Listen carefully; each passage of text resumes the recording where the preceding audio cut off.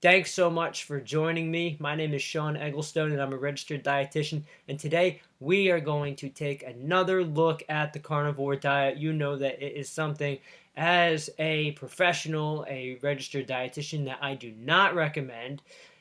Today we are going to look at some nutritional analysis for three separate carnivore diets that I found on a carnivore promoting website. And then I also have a few other talking points that I am going to wrap up with. So without further ado, let's jump to a screenshot and we are going to take a look at the nutrient analysis. I went to a carnivore website, just one of the first things that popped up, and they listed the carnivore as having sort of this three-tier system. So you kind of start out as mostly carnivore, working your way up to what they consider to be the ideal diet, which would be 100% beef. So here they have 3 eggs, some butter, avocado for breakfast. For lunch, they have some ribeye steak and cucumbers. And then for dinner, they have some lamb chop. So we scroll down here, and the first thing that we see is calories, 1665. And the reason why people have health benefits on a carnivore diet is because it's just not as bad as the diet they were following originally. So when you cut out things like sugar, refined flour, snack foods, oils, or at least a lot of added oils, as well as maybe some added salt that would come with some of those processed foods, you're going to see benefits. And one of those benefits is potentially weight loss, because with 1600 calories, this is less than what most Americans consume. So automatically, even though this diet isn't healthy, they're going to lose weight and they're going to have health benefits associated with weight loss because it is lower in calories. Now, the next thing that we see that is bothersome for me as a dietitian is this omega-6 to omega-3 fatty acid ratio. And so this one is a 15-to-1 ratio. So it's going to be promoting of heart disease. Now we look at the fiber intake, 14.6 grams of fiber. So there's not enough fiber. You need to have at least 25 to 28 grams for women and 35 for men. But I recommend upwards of 40 plus grams per day. We know that our Paleolithic ancestors had somewhere between 70 to 100 grams of fiber per day, which helped negate the fact that it was so high in cholesterol, because fiber binds cholesterol, prevents absorption. But here it's really deficient in fiber, so it's not going to feed that good gut bacteria. It's not going to help promote protection against colon cancer and the absorption of toxins in the large intestine. Here we see the fat. Just the fat intake alone is way too high, and we know that diets high in fat actually stiffen our arteries for around 3 to 4 hours after a meal. So these kinds of diets will create permanent arterial stiffness, decreasing blood flow to all parts of our bodies. Again, not enough omega-3s, way too many omega-6s. Saturated fat, trans fat, and cholesterol are way too high. You see this right here? You want these as low as possible. You want your saturated fat to be under, I believe it's 7% of total calories is what we look for that. Trans fats, you want them as close to 0 as possible. These are some of the worst parts of the food system that you could possibly eat is trans fats. They are so bad for you. So having over a gram of trans fats per day is just terrible. Absolutely terrible. This will give you heart disease. The cholesterol is way too high. Again, our body manufactures cholesterol, and we have an amazing ability to recycle cholesterol. You can thank our primate relatives for that, because their diets were primarily vegetarian, so they didn't have any cholesterol. So they have this awesome cycle of recycling cholesterol to make sure that they have enough for bodily functions. Obviously, the protein stats are going to be A-okay, other than the fact that it's high in animal protein, which increases hyperfiltration of the kidneys, so it's really bad on your kidneys. The one thing that's concerning for me is the micronutrient deficiency. So here we're seeing vitamin C deficiencies. So if you do not supplement, you will get scurvy. Folate deficiency causes neural tube defects and anencephaly in pregnant women. B1 thiamine deficiency causes beriberi. Now there's dry beriberi and there's wet beriberi, and it really depends on where the thiamine deficiency affects your body. So if it affects your mental status, such as it does in people with alcoholism, you get a dry beriberi, which really resembles like wasting, just this complete wasting effect. And then wet beriberi is where it affects the function of the heart. And so now you have edema, congestive heart failure, fluid retention. They are both really bad. We have vitamin A is lacking, which is going to affect your vision. Vitamin E is a little low, but that's okay. You can add a little bit of oils and fix that real quick. Vitamin D deficiency, but you get that from the sun, and depending on where you live, you should probably supplement with a vitamin D supplement. Vitamin K deficiency, so it's going to not have enough clotting, blood clotting. Not enough calcium, so that's going to increase your risk for osteoporosis. And then magnesium, potassium, and sodium. These are really important electrolytes that help regulate things like muscle function. And that's why people can get cramps and have to supplement with sodium. You see people having like salt tabs or added salt with these kinds of diets to prevent cramping. Same thing with the potassium deficiency. You get a lot of potassium in plant foods. So I'm actually surprised you don't get more potassium from this diet. But meat does have potassium in it. But potassium deficiency can affect your heart and cause cramps. And then it has enough iron for most men. It doesn't have enough for pregnant women. This iron amount's too high. So moving on to what they consider like a tier 2. So here you have 10-ounce ribeye steak, 8-ounce lamb chops, and 8-ounce New York steak. This breakfast, lunch, dinner.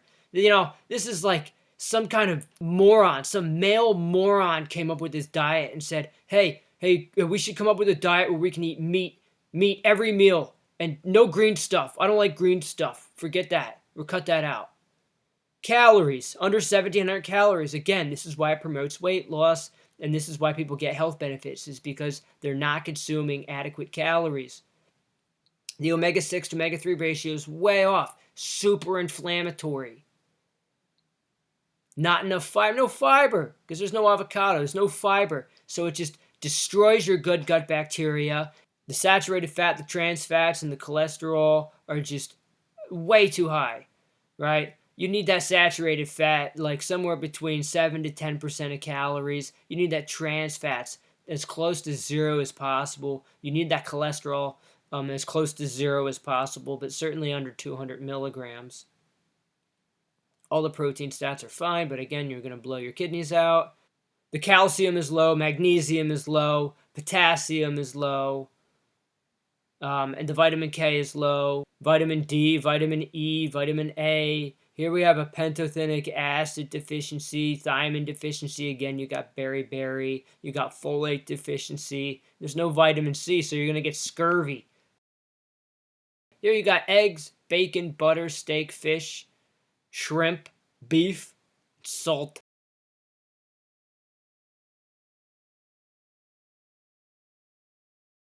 We got 1,400 calories. Weight loss. That's why people are getting healthy. The weight loss. You think it's the meat. It's because you're not consuming sugar and garbage and donuts and cake and stuff from the break room at work. You're not sipping on soda. You're not binging on extra calories. You only have 1,400 calories a day. Of course you're going to get healthy. That doesn't make the diet healthy. It just doesn't make it as bad as the standard American diet. Now here are the omega-6 to omega-3 ratios better, because the seafood.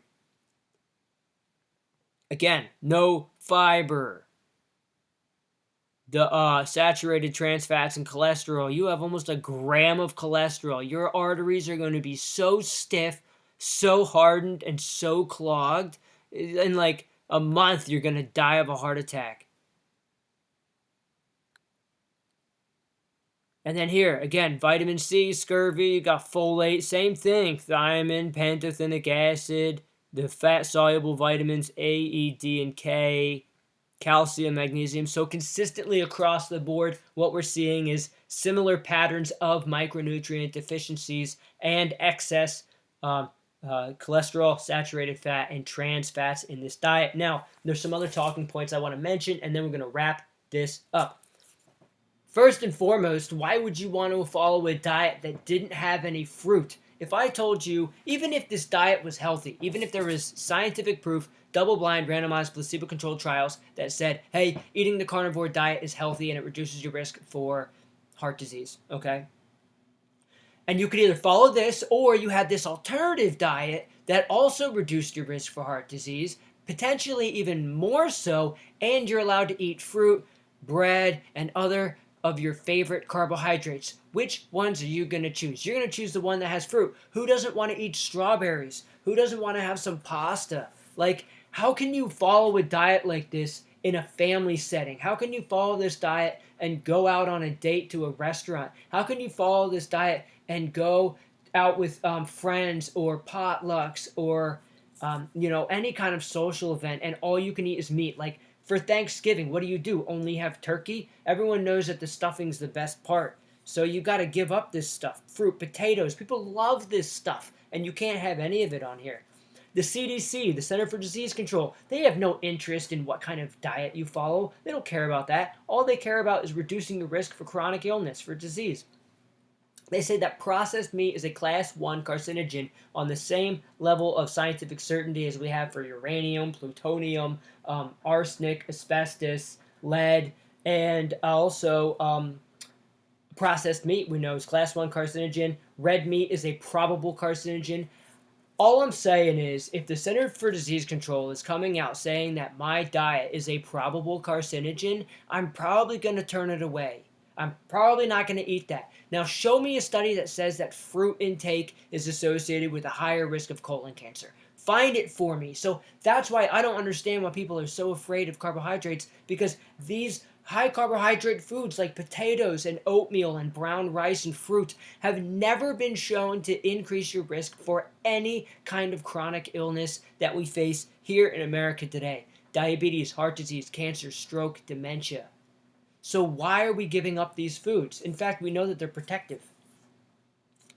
The healthiest people around the world, the people that live in the blue zones, where they live 100 years or older, they have this high level, high quality of life as they get older, and they have very low rates of chronic illness, follow just the opposite. They follow a diet centered around whole plant foods, especially the whole grains, the beans, nuts and seeds, fruits and vegetables. If we know from randomized control trials, population studies, cross-sectional studies, and we have some of the largest demographics of people around the world today following vegetarian diets. We know that our ancestors were primarily vegetarian. That we have more data on vegetarian diets than any other nutritional component study out there. The studies on carnivorous paleo diets pale in comparison to the amount of diets that they have, or the studies they have on vegetarian diets. We don't have long-term studies on people that eat steak for breakfast, shrimp and lobster for lunch, and lamb chops for dinner. We don't have any studies to say that this is the right thing to do. The people living the longest around the world are following a diet centered around whole plant foods. Look, guys, if you want to reduce your risk for chronic illness, we already know what works. We've tried it. Stop experimenting on yourself.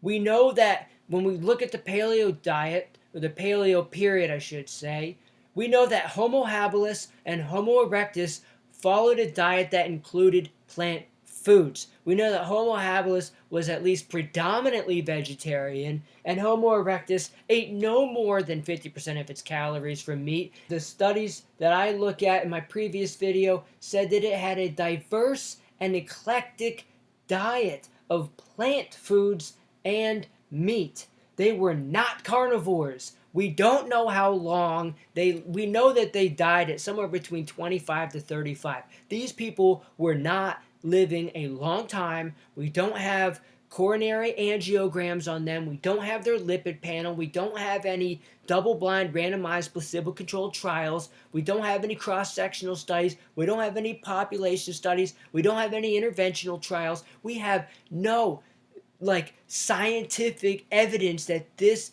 paleo carnivorous diet was, one, ever followed, and B, had any of the health benefits that are purported today. We just think, we have this assumption that these people were healthy because they were active and they ate the way that we're supposed to eat, and that if we eat this way that we're going to be healthy, and it's just not the case. We have an idea about what they ate based on some enamelware and carbon dating and isotope analysis, but we don't have any clue that these diets were promoting cancer risk reduction, that they promoted heart health, and they promoted longevity, and that they reduced the risk for dementia. And their diets might have been healthy despite the meat intake. It doesn't mean that every aspect of their diet is healthy. So we just don't know enough to say that these diets are healthy enough to follow. That's all. I'm not even going to talk about any of the other points I have on here. That's enough for tonight. If you have any other questions, you can post and leave comments down below. If you want to check out my website, SeanRD.com, I've got more educational videos over there, as well as recommended resources and a recipes page, frequently asked questions as well. And if you find this video helpful, please subscribe. I post videos as frequently as I can in my busy life. Cheers.